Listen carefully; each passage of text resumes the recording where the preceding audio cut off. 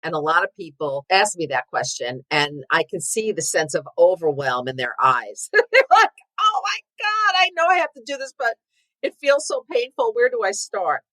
Well, what I recommend, first of all, start following people on LinkedIn who you admire and see what they're doing. And then you're going to get a sense of who's doing it really well, who's not so good, who's getting a lot of engagement, meaning people are sharing, liking, and commenting on their posts beyond, oh, I like this post. People really commenting and getting into a discussion on their posts. So check that out and keep track of them. Welcome to another episode of Listeners to Leads, where I'm helping podcasters launch and maintain a lead generating show.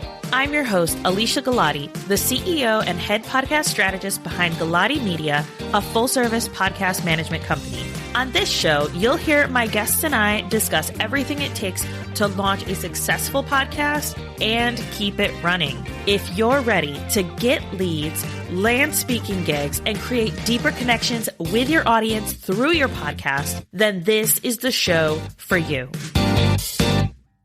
Today on the podcast, we have Julie. Now, Julie is a PR and LinkedIn marketing expert, and we're going to talk all things LinkedIn today. I'm really excited to chat with her because as podcasters, and especially as ex-corporate people, it can feel really overwhelming to approach LinkedIn from a place of bringing your personality into it, using your voice, really being creative and fun, while still using it to generate leads or to bring people into listening to your podcast. So Julie is going to go through your profile, things that you can do, creating those content pillars, or as I like to call them, your content buckets, and ensuring that what you're creating is actually going to get someone's attention so that they can then take that next step with you, whichever way you want them to take with you. All right. So join me in welcoming Julie to the show.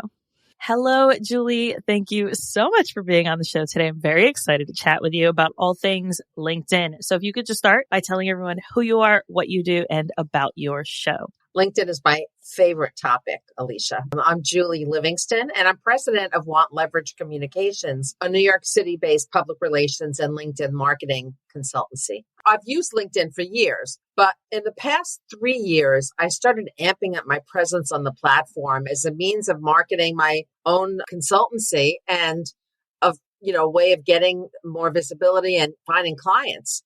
And people started to notice my content. So it was this organic, unexpected thing that happened.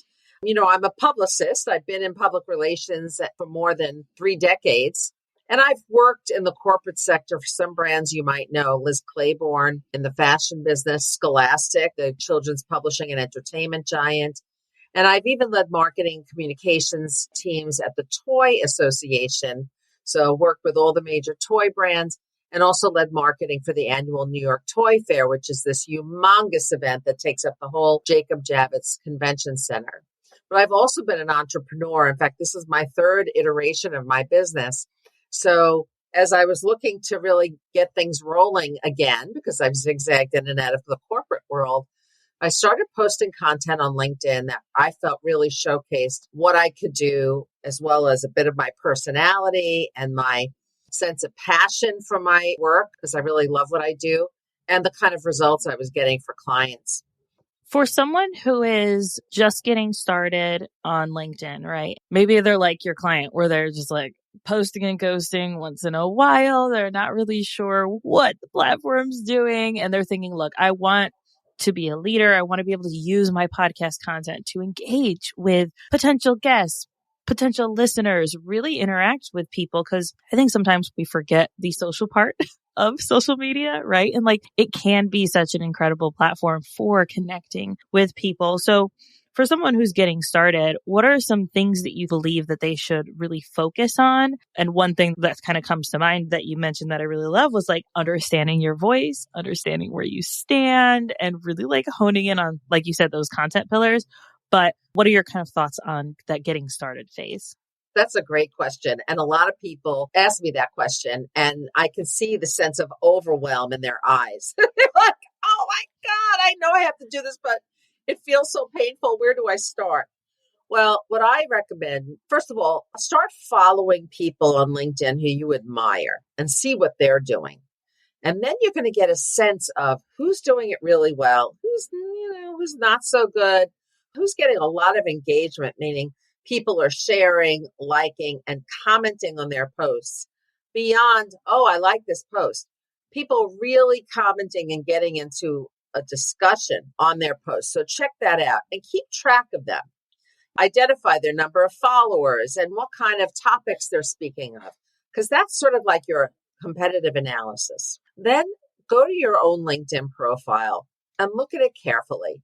Does it really communicate the essence of who you are as a person? Because people ultimately want to connect with other humans. This is the world's largest business networking platform. But the reason why it's so popular is because people are connecting with other people. So is your profile exciting, or is it more like a flat resume? Because that is going to put people to sleep. Nobody will look at something that looks like a resume. This is something that needs to be more thoughtful and more provocative. And it's sort of a combination of a description of your persona, some really exciting visuals, maybe of you in action, giving a presentation or sharing a slideshow or a podcast recording, sharing articles that you wrote or bylined or contributed to. So it's kind of a mesh of everything that you've done to give people a sense of who you are. And you also need to make sure that you're optimizing all the features that LinkedIn has available, which are constantly changing. So I like to start at the top because most people scan on social media. So if the top third of your profile isn't too exciting, forget it. People are going to move on.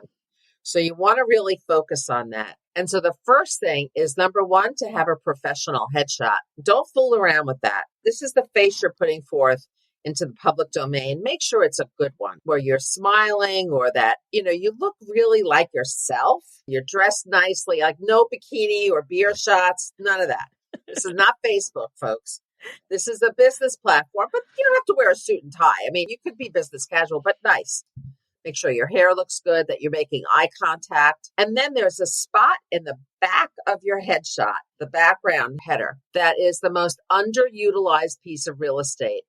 People always forget it's there. But my God, that could be like a billboard flashing to the public what you do and what you're all about. And how do you use that?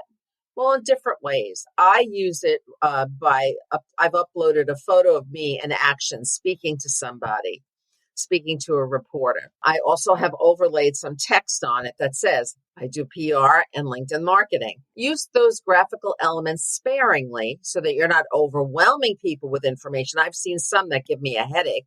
They have so much on there. No, you want to captivate somebody and draw them in. You want to telegraph them instantly about what you do. So then when you go back into that top third of the profile, you want to have obviously your name, your title. You'll probably decide if you're going to use gender pronouns. You might want to do that. Then you're going to start by describing what you do. You want to have a catchy headline, but that's not salesy, but that really communicates, again, who you are and what you do. And it's certainly include in that if you've won any awards. Now, you have a certain amount of characters, which I'm not remembering, and I'm not remembering how many there are. But you can have your title and then put one of those divider lines and then say, award-winning, blah, blah, blah, business and technology leader, whatever. And then underneath that, if you're in creator mode, and creator mode is something on LinkedIn, which is free, and it provides you with some updated and really cool features, including some graphical features that could really jazz up your profile. But you should only use the creator mode if you have more than 500 connections. If you don't, I would wait on that. And I'll tell you why in a minute. But if you do turn on creator mode, you get this section called Talks About. And that gives you the ability to add up to 5 hashtags, searchable terms that people might look when they're trying to find someone like you or somebody with your expertise, like maybe your hashtags are leadership. Mine is public relations, marketing, LinkedIn. So the top search terms that you might use. Also, with creator mode, you get to add a custom URL. Now, for me, that's my website, but it could be something, a link to your blog. And again, it's wonderful that it's right on top there in the top third section of your profile. I also love the featured section in creator mode, which is just a little bit beneath that. So more on the second third of the profile. And this is like a visual marquee. Like, when you go to the movies and you see the marquee outside with the names of the films. Well, this gives you graphics that you could switch up. I like to feature my clients' daily posts that I do for them in the featured section, but you could add a slide carousel, a presentation, a link to a byline article that you did. There are lots of different things, and I like to keep changing that area up to keep it really fresh so that people will want to keep coming back and looking for what I've been posting lately. The About section is definitely challenging for people. Here you have, I think, up to 2,000 words. So you have a lot of space to talk a little bit more about who you are and what you do. And again, this should be more than just a resume. People really want to know about you. They want to know what you do and who you are.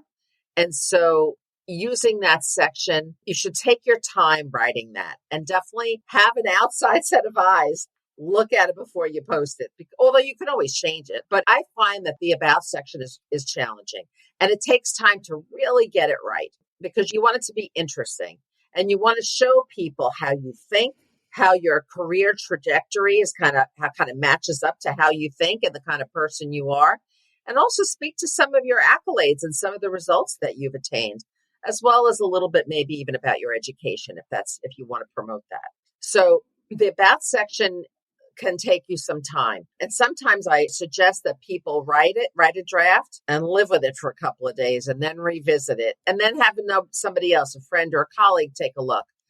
And you ask them, does this sound like me? Is this your experience in working with me? And if not, change it up. In the experience section, that could be the most like your resume, except I would abbreviate it and really just include the highlights of what you've done in your career. Again, you want to keep people moving through the whole LinkedIn profile. You don't want them to fall asleep. So that's why in the experience section, you could also add a subsection for media. So if you are somebody who gets quoted in the media, you can then add that subsection and post when your article is published or when you've done a presentation. And again, this paints the picture of who you are. Further down on your profile, you can also add a section for honors and awards, for publications. So one of the things I like to do in a LinkedIn profile is repeat, because again, people scan the LinkedIn profile. So I like to repeat certain things, such as articles or media placements where my clients have been featured. So I like to put them in my featured section. I like to put them in the experience section in the sub area for publications. And then there's another area that you can add called publications lower on the profile. Now, LinkedIn has not made this the best looking area for publications because they want people to stay on the platform, but it's still worth it. It won't pop up with a graphic of the article and it's really just content. It's still worth having that hyperlink back to whatever it is you're promoting that you've written or a presentation or a speech that you've given. I think it's still worth it. You can also add an education section, which I think is important. And then there are others for certifications and licenses that you can add as well. So no matter where somebody looks on your profile, the top third, the middle third, or the bottom, they're going to get a sense of you. I love how you broke each section down. And just as you were talking, I was thinking through, like, as a podcaster, where could we put, hey, I'm a podcast host. I am having these conversations that are relevant, right? If you're having a true crime podcast, maybe LinkedIn isn't the best place to put that information. It could be. Right? It could, you never know. It could be a great place to let people know that you do it and to build viewership and also maybe even to find some guests. Yes. So you could put your URL in that top third section if you have the creator mode on.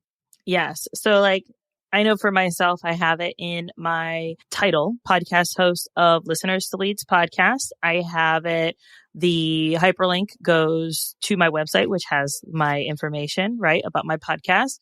In my About section, I also have host of the Listeners to Leads podcast. In my featured section, I have one of my most downloaded episodes, which is like a very basic level future of podcasting. And then even in the experience one, you mentioned adding that. And I'm like, yes, I could totally add the podcast host.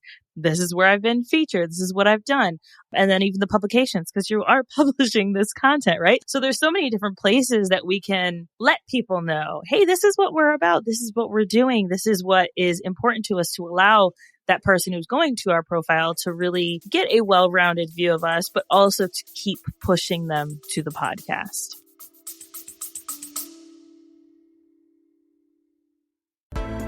You put your heart and your soul into your show.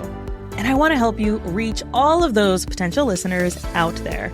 That's why I'm excited to announce my upcoming podcast marketing workshop. It's about giving you practical tools to grow your audience. You'll learn the secrets to getting your podcast discovered, attracting your dream listeners, and boosting those download numbers. This workshop will be hosted live with a replay available on April 30th. You can sign up by going to galatimedia.com/workshop. Let's grow our podcasts together. I think the ultimate goal, Alesia, is for people, when you actually meet somebody in person, for them to say to you, I feel like I know you, right? Yes. Yes. And that's why I love podcasting, because they can hear your voice. They can hear your excitement about things, that energy, right, translates. And you could literally, I've heard people say this, be in the bathroom at a podcasting conference or at a conference. And they're like, are you so-and-so? It's like, yes. Like, I knew you by your voice. Oh my goodness. You sound just like you do on your podcast.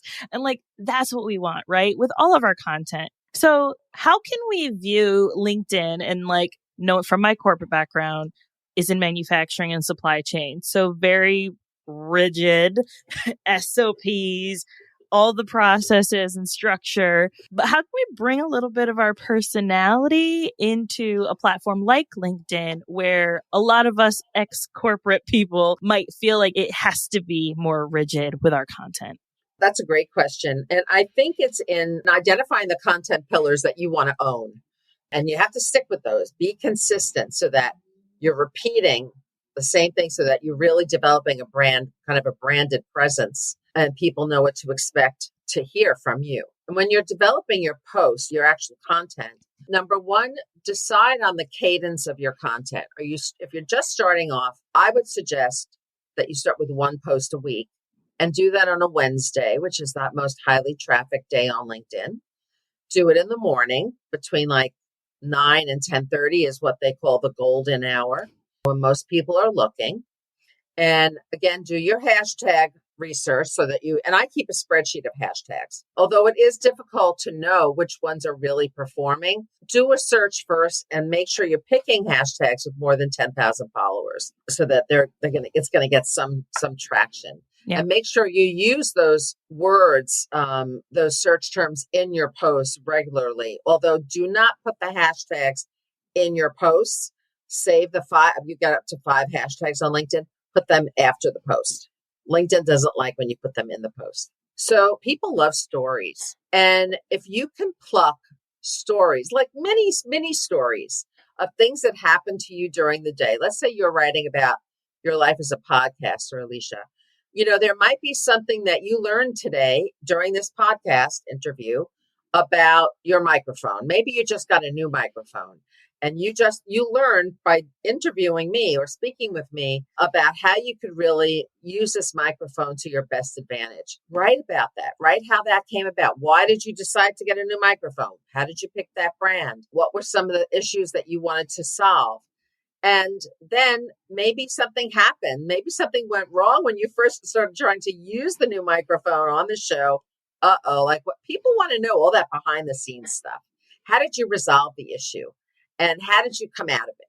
That's what really engages people. They want to know what really goes on behind the scenes. That's a great example because this is a brand new microphone. How did I even know that? I don't know. And this is the first time that I've used it on an interview. That's so great. There you That's go. great. That's great. You could even tag the microphone company, the manufacturer, and there's a lot you could do. And I find that the smaller stories of my day-to-day work in public relations and LinkedIn marketing goes a long way. People just are really hungry for information, and you'd be surprised at some of the things that you could share that are really helpful to people that position you as an expert. Yeah, and they allow you to also feel very human, right? So like one story I always like to share that actually could have stopped me from getting into podcasting and into this industry was I had a coworker who was like, Alesia, you have one of those voices that just makes me want to punch you in the face. And I was like, what? You're rude. But like, I could have let that stop me. Like someone's opinion of my voice stopped me from starting a podcast, having a podcast production company, because my voice didn't have a seat at the table or shouldn't have a seat at the table. But it's just a reminder, like, who cares? You're always going to have that one person who's going to leave you a 1-star review. And you know what? I feel like once you hit that 1-star review, you have made it. You officially have people who don't like you. You've made it. Oh my gosh. Well, the other way that you can start sharing your content on LinkedIn, if you want to kind of dip your pinky toe in, is by commenting on other people's posts, because you gain visibility by doing that, and provide substantive commentary on people's posts. People you admire. I sometimes do that with journalists I want to capture the attention of.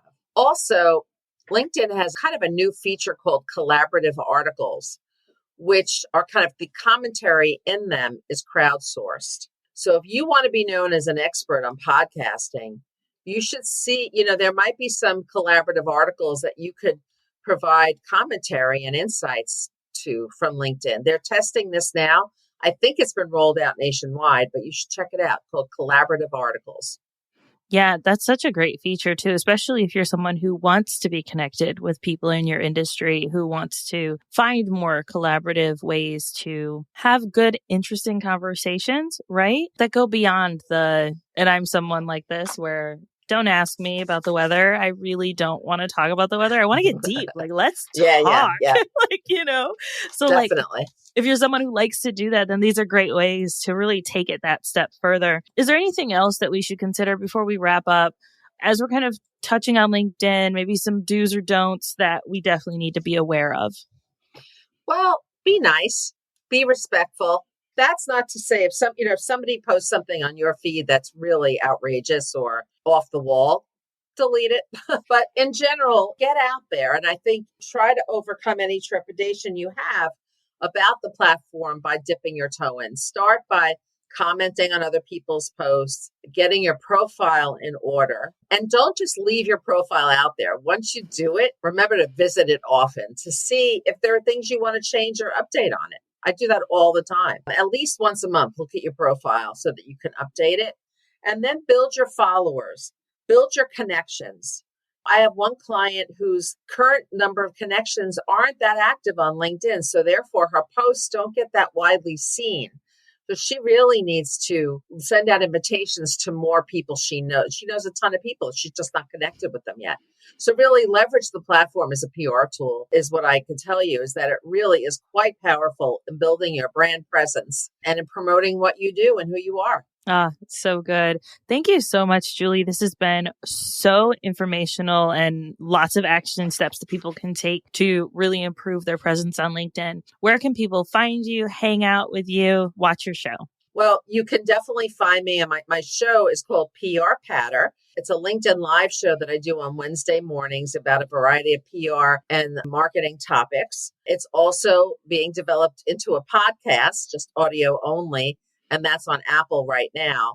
And then if you go to my website, wantleverage.com, you can download my free tip sheet. I do a public relations and LinkedIn tip sheet every month.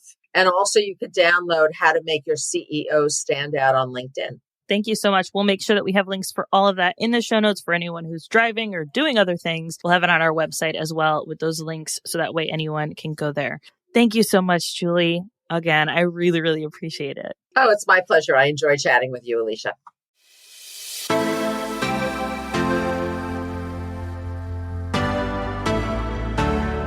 Thank you so much for listening to this episode of Listeners to Leads. If you found something in this episode valuable, I would really appreciate it if you shared it with a friend who you know would also get value from it. Want to send me a message? My favorite place to hang out is Instagram. You can find me at alesia.galati. Let me know what your favorite takeaway was from the episode. And don't forget, turning those listeners into leads is actually easy.